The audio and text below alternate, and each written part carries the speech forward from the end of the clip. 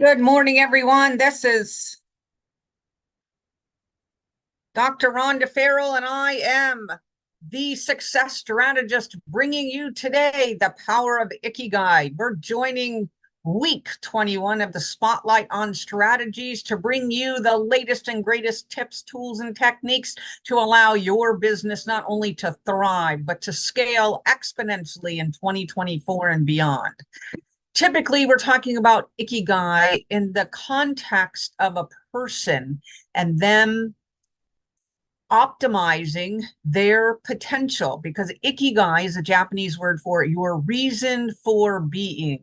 They tell us that there's two seminal days in our life. One, the day we're born. Two, the day we figure out why. And today we're talking about that exact context. Is you on your journey as an entrepreneur, as a business leader, as a seasoned veteran of a mid, medium, small, large sized business anywhere around the world, still has your reason for being. And when we dial into that and we focus on all of the strengths, skills, innovation, creativity that comes from you being in pure alignment with that in every aspect of your life, including the businesses that you are running and or thinking about starting up, that's when you can exponentially scale your success and beyond.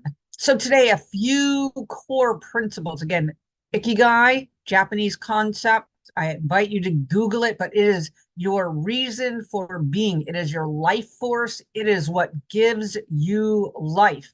If you are not feeling satisfied, if you are not feeling in alignment, if you do not have clarity on what that next stage looks for you, there is an Ikigai canvas, and I welcome you to please work on an exercise through that. I'm happy to help you. Contact information at the end or the below graphic that you see before you. But what we're trying to do is get you dialed in. It is your reason for being and your life force. So today we're going to talk about Ikigai through the lens of the business. Why does this concept matter, not only for you as a leader or an entrepreneur, solopreneur, seasoned business veteran, but it matters for your business because it drives advances in four core areas. One, engagement and culture. So when we think about how we engage with our employees, with our contractors, with our clients, with our customers, with our partners, right? We need to understand what is driving them. Why? Because then if we understand their reason for being, we can be in alignment with their mission, their vision, their goals, and oftentimes their values. And that's when we're getting those 25x returns.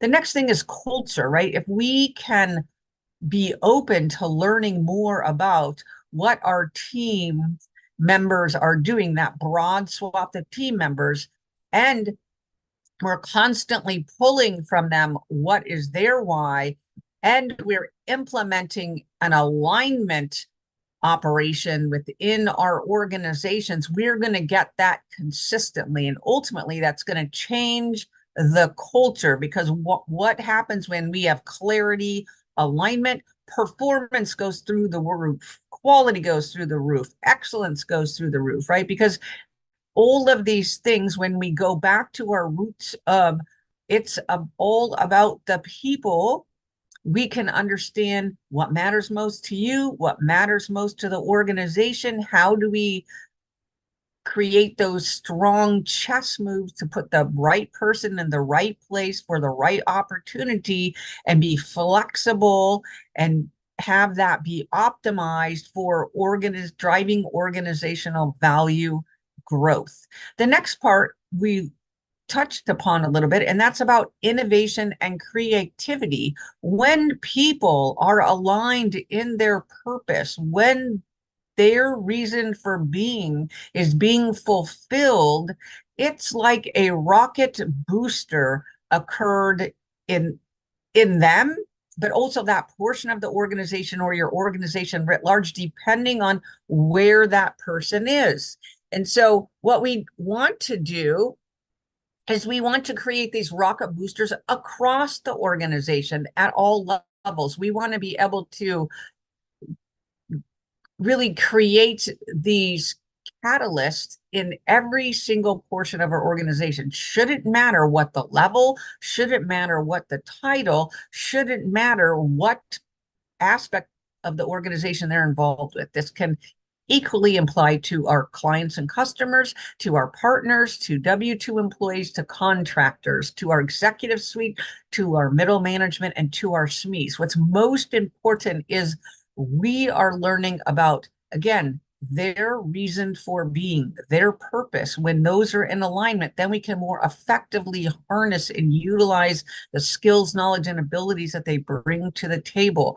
Why does this matter? Is because when we can put those together through this engagement and culture change, we're going to get out of the box thinking that helps create those innovation pipelines, that helps create that out of the box thinking, that helps create an innovation lab, right? That's going to help your organization scale. There's no reason we can only be looking at innovation from a servicing our clients and our customers first. If in the language of tech, we need to eat our own dog food, right? Innovation and creativity starts with us. It starts with what we do on a daily basis, how we think, how we approach things, and the optimization tools and techniques that we use within our own organization. So Ikigai, huge here, right? For optimizing, because it enables that cultural engagement that will help you 2x, 5x, 10x, 25x your organization with much greater ease because you're building it in to your organizational culture and DNA. Next, when we look at this, what does all this add up? If we have an engagement, stronger engagement, if we have greater clarity, if we have greater alignment, if we have higher performance, if we have nonstop innovation and creativity for products and services focused both internally and externally, and we have the wrappers that we're putting around it, what does that give us? Competitive advantage, right? So it's that performance management wrappers that we're going to put around this. And Ikigai can help, right? Because Ikigai can help identify through Ikigai Canvas, through business models, through other things. It can help us be the differentiator so that your customers, your clients, your partners understand that you and your organization are the right match for them. Because when we're undergirding all that we do through the lens of our reason for being, that's going to shine through in our vision. That's going to shine through in our mission. That's going to shine through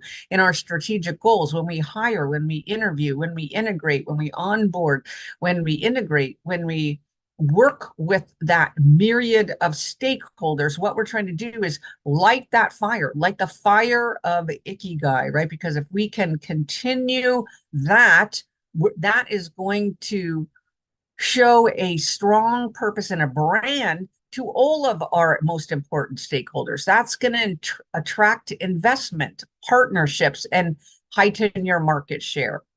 And last but not least is we need, now that we've identified it, we built it from the ground up in our DNA, we've driven competitive advantage, and we're well on our way to scaling exponentially. Now we need to sustain and through customer satisfaction, and we need to continue to drive cost efficiencies. Again, if we harness the core principles, reason for being, it's going to allow us to put in those control framework that says, are we off course? Are we on course? What is our performance management data telling us? What's our dashboard? What's our scorecard? Are we in true alignment with where we said we wanted to go and how we forecast how our performance was going to be occurring over a certain time interval? So because Ikigai makes us more relatable as leaders, more relatable as organizations, more relatable as teams,